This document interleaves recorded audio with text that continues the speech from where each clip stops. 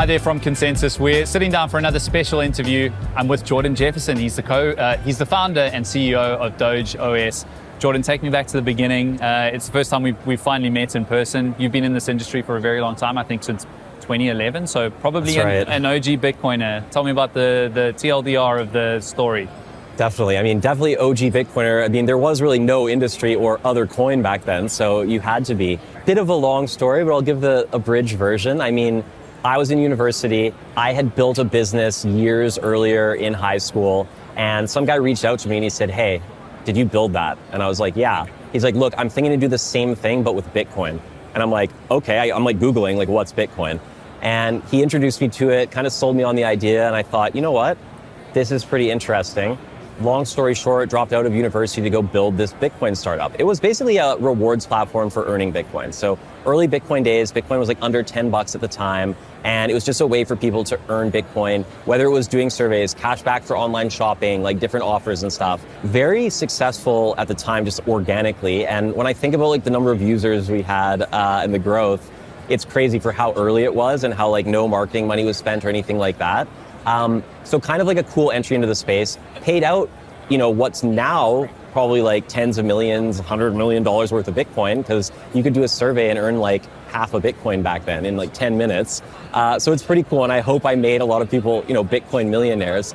But we did exit that business in 2012. So before I even really knew that there was an industry, very early, because I got an opportunity to go build a non-crypto startup, and I kind of took that. I'd never had a real job. I kind of just dropped out of university, and I thought, hey, this is a good path. So stayed as a Bitcoin user for a long time, dabbling, maybe building some things on the side, but didn't really get full-time, 24/7 back into crypto until falling in love with Dogecoin and kind of embarking on this journey. So long story short, 4-ish years ago, myself, my co-founders saw an opportunity.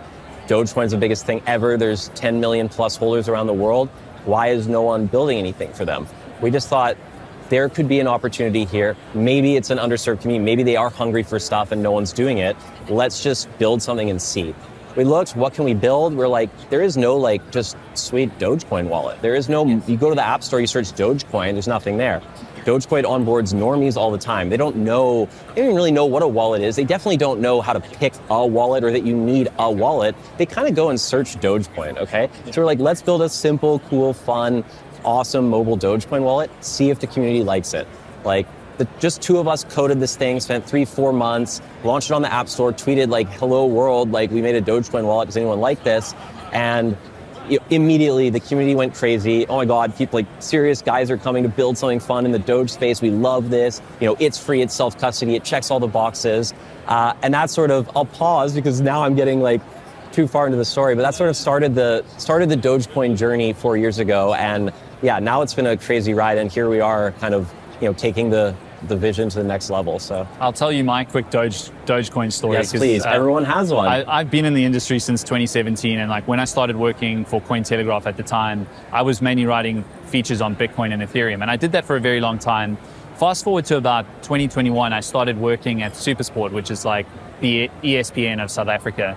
And I worked with video editors for our 24-hour news channel. So we would sit down and do news packages, and the one video editor I worked with, we got to know each other and we got talking about stuff.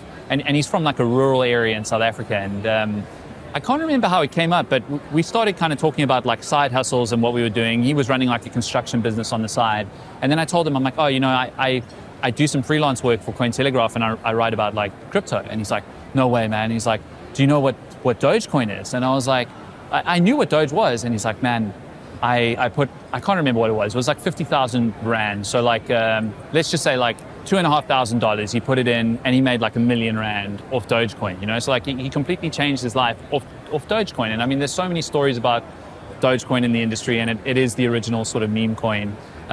So that's just my little anecdote of it. So to sit here talking about someone who looked at it and thought, hey, let me actually build something of substance and meaning is really interesting. But my real question that I want to ask is as someone who started and built something very impactful in the Bitcoin space that was essentially a rewards program for Bitcoin, a Bitcoin faucet of sorts. why didn't you do that for Bitcoin, and why did you do it for Doge? And do you think it does a disservice to Bitcoin that you're not putting your efforts into that and rather to Doge? Oh man, great question. So I will say, unlike your friend who bought a bunch of early Doge and made loads of money, I was like a bit of a maxi back then. And so I thought Doge was funny when it came out, but I didn't really see the point, I was like, oh, it's kind of like Litecoin, which I actually did use because, Bitcoin was still, even back then, it was kind of expensive to transact and slow. And I was like, oh, Litecoin's cool, it does that. So I would stack Bitcoin, I would use Litecoin. I was like, Doge is funny, but like, I didn't see the value in memes, in culture and all of that. And so, yeah, I mean, fast forward, it's like 2020 when I start like really looking at Doge seriously to build. And over that time I had, friends who mined Doge. My roommate mined Doge in the early days. He wasn't even a crypto guy. That's the first time he touched crypto. I was a crypto guy. He kept being like, dude, just do it. It's fun. And I was like, what's the point? He's like, your computer's sitting there, just mine it for fun. And I was like, what's the point? So I did not get it. When I did fall in love with Dogecoin, I mean, yes, memes, culture, community, I can go on forever about why Dogecoin is so special. But like, to answer your question, I think Dogecoin is really carrying the torch of the early Bitcoin days and peer-to-peer electronic cash and like the OG crypto vibes that I fell in love with. I think 100%. I mean, Bitcoin became digital gold. I don't really see it as the peer-to-peer electronic cash vision that a lot of us thought in the early days. I was one of those guys onboarding like restaurants that I like to eat at, telling them, hey, next time you got to accept Bitcoin. And hey, my friend actually runs a little free consulting thing that will come and set you up and all this kind of stuff. And we would go back a few weeks later and pay for our lunch in Bitcoin. Like, it was this OG evangelism, using it for payments. That is still happening organically in Dogecoin. That is why I love Dogecoin. It is money. It is a currency. It is not really like stack this asset, digital gold kind of thing. And so, yeah, I mean, I kind of fell in love with Dogecoin. And don't get me wrong, I still like Bitcoin too. But I just think it sort of changed. And Dogecoin, I mean, culturally, like developer-wise, everything that's going on, I think it speaks to me a little more based on why I fell in love with crypto in the first place. So look, I respect that because you've been in this industry way longer than I have. Like, anyone who got into Bitcoin back in 2011 really understands what Bitcoin is and what it's set out to be. And I hope so. we could have a long conversation about like Bitcoin perhaps not being money as we all wanted it to be yet, and if we're still getting to that point. And I ask a lot of like Bitcoiners this question as well. But I want to talk to you just a little bit about like DogeOS, what you're building now, what the usage is like, and like what you kind of see the long-term vision for the ecosystem. For sure. We built this wallet, right, and got loads of people using it, and also loads of normies downloading it and like not knowing what to do next. I'll give you like a few reasons that led us to like, okay, we need to build this application layer for Dogecoin. We need to be able to build an ecosystem on Doge. One is that these people need something to do to really suck them into the crypto world once they've sort of like downloaded the wallet or heard about Dogecoin. It's not enough to say like, hey, it's like a better form of money, buy it, hold it, check the price, trade it, send it to your friends. Like, that has onboarded millions of people, but it's like we saw the real numbers and activity. What happens when something goes viral, Elon says something, like 50,000 new people download our wallet. We see the numbers of like what happens. We see the behavior. We're like, okay, we need to actually start building things that they can do with Dogecoin to like suck them in, onboard them, help them like see the joy, the fun, the opportunity in crypto. That's one major reason that kind of led us to DogeOS. The other reason I think is like probably the most important, and it's that there's absolutely, so we talked about, okay, the OG crypto ideals that, I'm like still in love with. Self-custody is one, is like kind of the whole point, like trustlessness, self-custody, not needing banks. Almost all Dogecoin sits on centralized exchanges. All Dogecoin trading is on centralized exchanges because there is no DeFi. There aren't decentralized venues with any critical mass to trade Dogecoin. So philosophically, it's very important. Economically, if we want like number go up, or you're a Dogecoin holder who wants to, earn interest on their Dogecoin, or you're a builder who wants to build in the Dogecoin space, but there is an opportunity, the only way is to have an on-chain economy. We need some level of activity happening on-chain to create opportunity for everyone. And something we've said a lot is, like, we've kind of explained the math to people.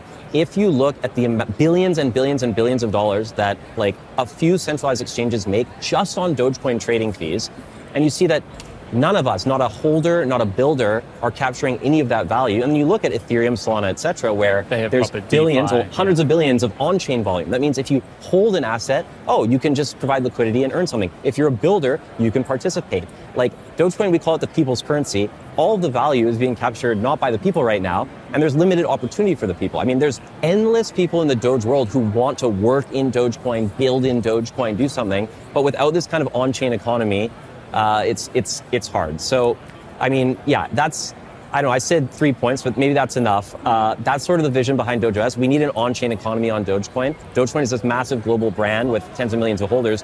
Why can't it compete with Ethereum and Solana for ecosystem?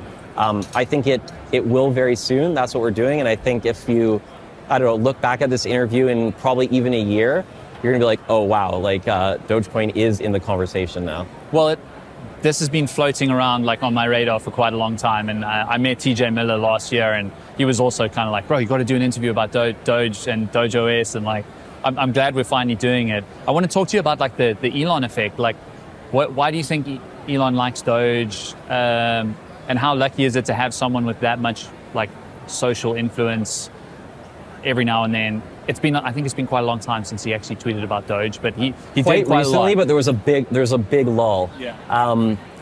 Yeah, I think it's really interesting. I mean, there's absolutely no question that Dogecoin would not be as big as it is without, Elon kind of going in and supporting it. And, as we know, the all-time high came at the Elon on SNL moment, doing skit about Dogecoin. So I think, you have to 100% credit that with like why Dogecoin is this insane global phenomenon. I think it's interesting and very good for Dogecoin that it's like sort of started to transcend that. Elon stopped tweeting about Dogecoin for a while, like for whatever reason. He stopped doing like these stunts, like changing the Twitter logo to a Doge, all this kind of stuff. But Dogecoin didn't fade into obscurity. No. Actually, it's like, I would say bigger than ever right now. And there's like teams like us coming in and investment and opportunity and all this potential. And crazy things on the horizon that I wish I could tell you about, but like some big stuff that's going to really open the industry's eyes. I think that it's like awesome that it's not just Elon shilling it that is like delivering all this value now. Why does he like it? I can tell you what sort of like what he's said publicly in my view. If you look at Elon, he obviously just loves memes. He loves jokes. He loves trolling, right? Dogecoin's a hilarious meme. The other story I've heard is that in the early days, like his employees, he's walking around the Tesla factory. It's probably, he's sleeping in the Tesla factory. Early SpaceX days, like everyone was kind of getting on board the Doge train. And he did kind of see it as the people's currency. And he thought, okay, this is funny. He sort of publicly was like, haha, I like this. And then he was like, well, man, I should keep supporting this because like, hey, it's kind of for the people. All my people love it. And hey, it's still funny. So that's kind of my take on it. Like, it's fun. It's not, I don't know if you remember, like a few years back, everyone speculated that like, oh, Elon's tweeting so he can like trade Dogecoin and manipulate the market and all this stuff. And like, it's definitely not because of that. And like, that's so silly because he's so rich that every second passively he earns more money than he would be than by doing a Dogecoin trade off his tweets. So it's nothing to do with that. He just thinks it's funny. He supports the people's currency. I think it's cool, but I think like this last period's shown that we've kind of transcended that. It became political, right? Doge sort of got politicized. Doge itself, no, but he used the meme for like a political thing. That became controversial. That also didn't kill Dogecoin. Like everyone realized, look, it's sort of bigger than any one person, any one thing now. And I think that's like pretty exciting. My final question to you, like I'm a big proponent for Bitcoin, and I fundamentally believe that it's still on a trajectory towards being used as money, right? And we're probably still in very much the establishing as a store of value before it becomes ubiquitously used as money. And I just find it so interesting that so many other people have taken different directions to build different protocols and different tools. And should we not all be putting our time and effort into trying to make Bitcoin the main thing? What's your general thoughts on that as someone who got into the industry in 2011 and started off like, you tell me, are you a Bitcoin maxi? Do you still believe? Like, where does it fit in your radar? I'm not an anything maxi. Okay. I'll say that. You might say I'm a Doge maxi, but I'm not a maxi. And the funny thing is, I don't think Doge people are not really maxis. There's no, Doge people aren't anti-Bitcoin, whereas a lot of Bitcoin people are anti-anything else, which you alluded to, right? And I don't love that, by the way, but it is what it is. Yeah. Including the guy who introduced me to Bitcoin, whose idea it was to build this platform back in 2011. he was also like kind of upset that I went and built in the Doge world, and he thought, doing anything other than Bitcoin is detracting from this amazing global movement. Yeah, I mean, I definitely don't agree. As I said, I do love Bitcoin. I'm just not a maxi. I think Dogecoin especially, but a lot of other stuff, has onboarded so many new people into this world. And the value of Bitcoin is not just its value. The value is it kind of like brought forward this new world of, decentralized finance, of trustless money, it led to like smart contracts, all this stuff. I think that is a lot of the value, and bringing more people into this world through Dogecoin or something else is still fulfilling a large part of like the Bitcoin vision. Whether Bitcoin is gold or cash or anything else, to me, it doesn't matter. I still like Bitcoin, and I definitely don't see like anything we're doing or Dogecoin or something else as a threat to it. Like, Bitcoin's always going to be the king. I'm a firm believer of that. Dogecoin is like the Bitcoin of memes, and it's always going to be the king in the meme world. I think it's healthy to have, different things that maybe appeal to different people and bring everyone into like the same world. Like, you might get into crypto because of Dogecoin, and then you realize, hey, I want to like keep a lot of Bitcoin savings, and I'm going to use Doge for this fun thing, or use it as buy my coffee or whatever. So I think it's healthy. I do think, maximalism is sort of like hurts the industry a little bit, but I think it's fun to be a maxi as like a joke. In the Doge world, maybe we say like silly things that are like maxi-ish, but I think you don't really find people aren't hating on other currencies. They're just like, hey, Doge is fun. Yeah, I think, honestly, my take on it is the toxic Bitcoin maximalism is just, it's not good. I understand where it's coming from, because the fundamental belief is that like we finally have a completely decentralized, a permissionless money system, and everyone else is building all these other things that are extracting value, but like that's also just not true. And the assumption that everything else is just some sort of scam is not true, because there's so many great technologists that have built fantastic technologies that are fundamentally changing the way we do finance, and you cannot deny that. Bitcoin is still very important, but like, some of the hardcore Bitcoiners that I really respect that have been bashing, like Andreas Antonopoulos. Like, how can you say a bad thing about Andreas Antonopoulos? Like, he orange-pilled so many people, and then, he went and wrote a book about Ethereum and this and that, and they're like, oh, you're shitcoining now. Like, come on, bro. Like, he's done more for Bitcoin than most other people in the industry. So I really don't like that. And like, I'm not trying to ask you leading questions in that way. I'm just very curious, because, like, guys building on a meme coin is just so interesting when you started in Bitcoin. So that's why I asked those questions. It's fun. It's fun for sure. Yeah. It's fun, it's weird, but that is like the crypto spirit. It is exactly. Look, we'll watch with interest as you build out what you're doing. I think it's really, really cool. All right, my final question, like, how did you get TJ Miller involved, and is he still kind of like being an advocate for you guys? Because I met him last year, and he's crazy fun, and I love that he's in this industry. Yeah, he's become a great friend, really great guy, a lot of fun. The funny thing is, he was also like a Bitcoin maxi, or his wife especially is a Bitcoin maxi. He was, working a lot in the Bitcoin space. OG actually, friends with a lot of like household name Bitcoin OGs. We met, I think it was like maybe Bitcoin Vegas last year. A mutual friend introduced us, and I was just telling him what I was doing. And at one point, he like stops me mid-sentence and he goes, dude, I get it. Dogecoin is a joke, and I'm a comedian. And like, it just clicked for him that like, this is actually kind of funny, and there's something special here.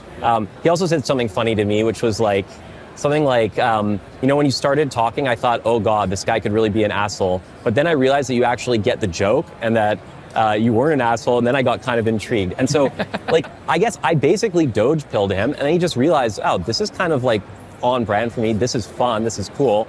I don't have to, I'm sure he doesn't abandon the Bitcoin world or anything, but he realized like, Doge is fun, let's do Doge stuff. So yeah, we are working on some really cool projects together, and I think he's he's kind of a great Doge ambassador.